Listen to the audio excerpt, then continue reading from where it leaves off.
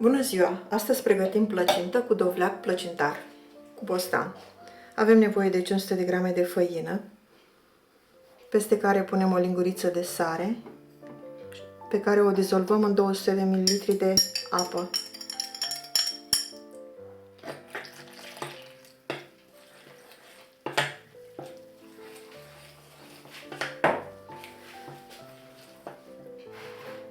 Mai punem și 2 ouă și 2 linguri de ulei. Formăm un aluat potrivit. Nici moale, nici tare, ca să-l putem întinde foi.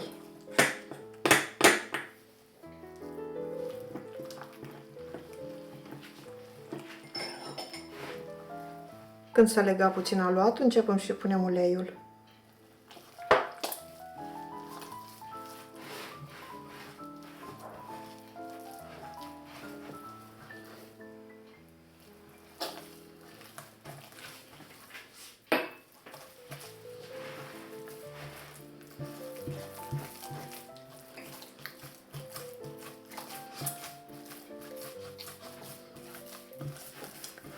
Frământăm acest aluat 10 minute.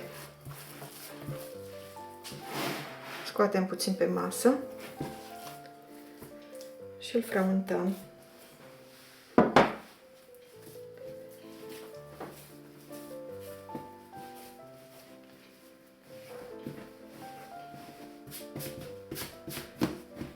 Ne ajutăm de foarte puțină făină să putem frământa. Și pe măsură ce frământăm, el nu va mai fi lipicios. Îl frământăm cum putem, numai să fie bine frământat. Când suprafața a devenit fină și mătăsoasă, este gata, îl lăsăm să se odihnească. O jumătate de oră îl lăsăm să se odihnească până radem dovleacul, până curățăm dovleacul.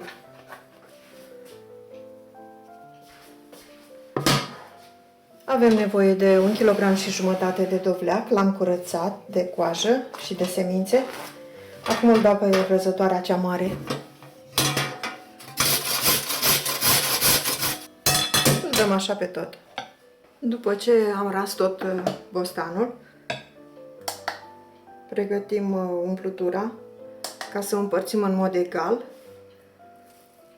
Cântărim și ne luăm așa o unitate de măsură, să avem cam 350 de grame, dacă avem aproape 1,5 kg, să fie cât egal, cam așa. Vom avea un bol din acesta pentru fiecare foaie și vom păstra umplutură în mod egal pentru toate 4 foile. Vom face 4 foi.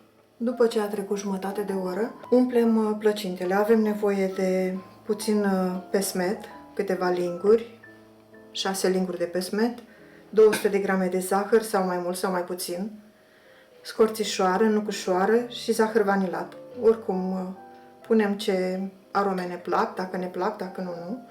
Și foile vor fi unse cu 200 de grame de unt topit. Le întindem pe un prosop ca să putem rula mai ușor și la fel mai ușor le punem și în tavă. Pe prosop punem puțină făină.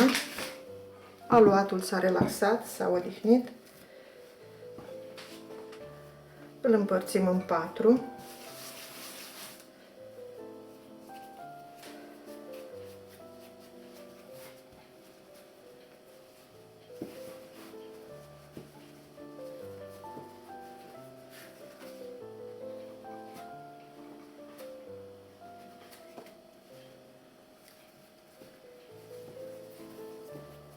Modelăm puțin, rotunjim.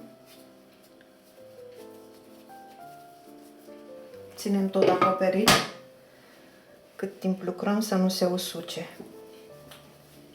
Întindem foaie.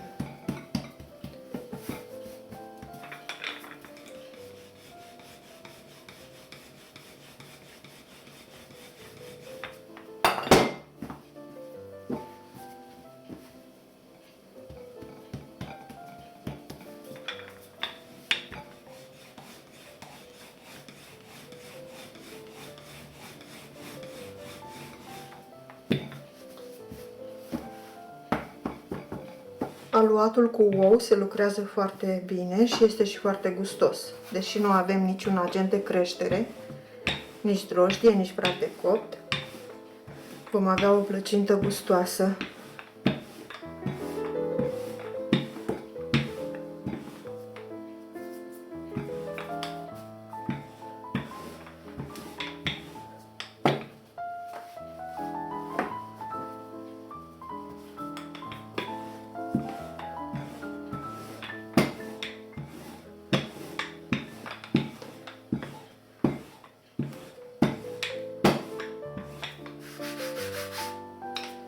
Întindem bine până vom vedea modelul prosopului prin foaie.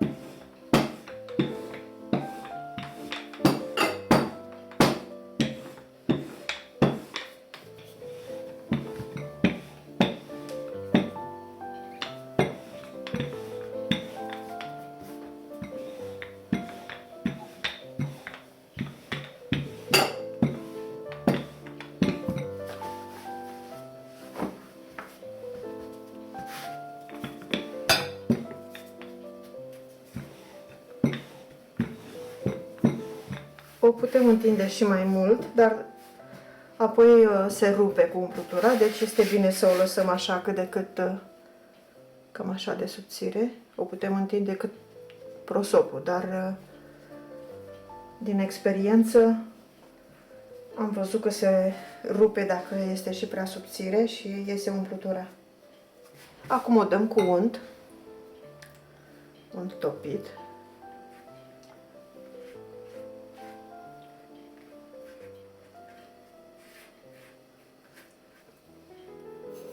Punem și pesmet, pentru că dovleacul în momentul în care fierbe la cuptor își lasă seamă și să aibă ce să absoarbă. Cam 3 linguri de pesmet. Dovleacul.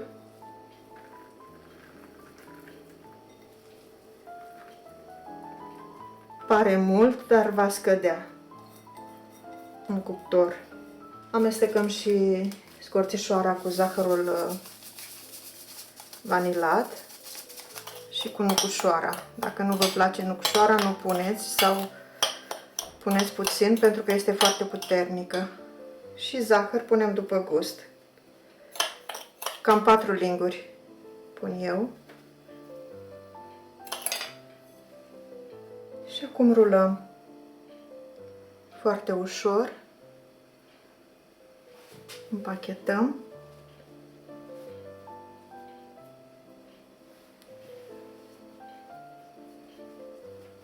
Și o așezăm în tavă cu hârtie de copt. Tot așa cu prosopul. Punem cel mai ușor.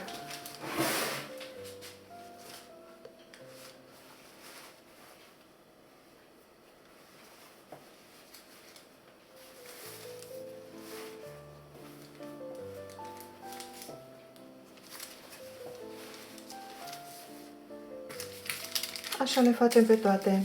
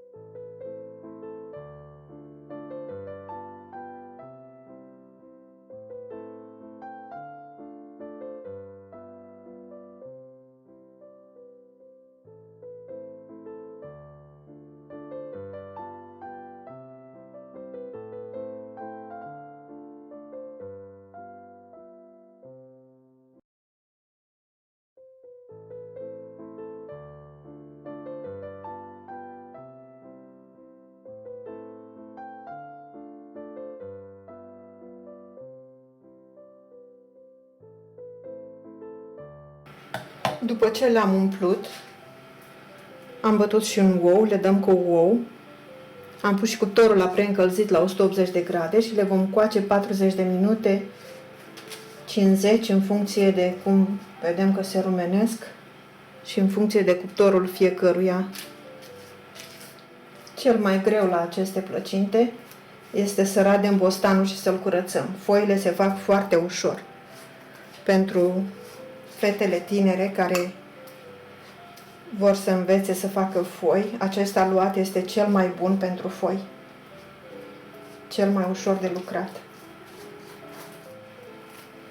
La cuptor s-a copt plăcinta, eu am ținut-o 50 de minute. Acum o dăm cu puțin sirop, am făcut din 2 linguri de zahăr și 2 de apă, un sirop. Și așa fierbinte o dăm cu sirop. O lăsăm să se răcească și apoi o porționăm. O dăm cu sirop și pentru luciu și pentru coajă se mai înmoaie. S-a mai răcit puțin, să vedem cum arată.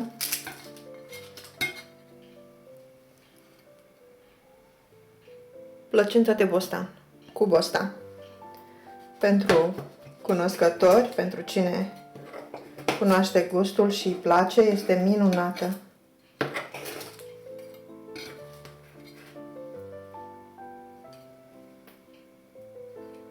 Foile sunt gustoase, foile cu ouă se fac ușor, sunt gustoase. Puteți pune dovleac mai puțin, cum vă place. Simplu și gustos. Poftă bună!